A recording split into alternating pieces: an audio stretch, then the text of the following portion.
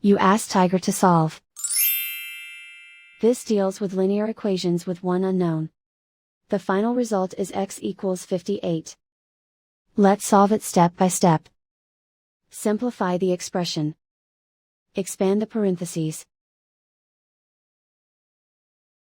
Simplify the arithmetic.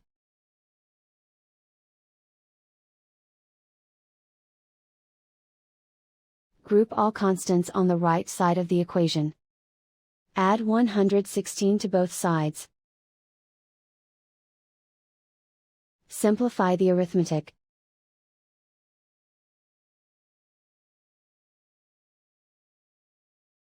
Isolate the x.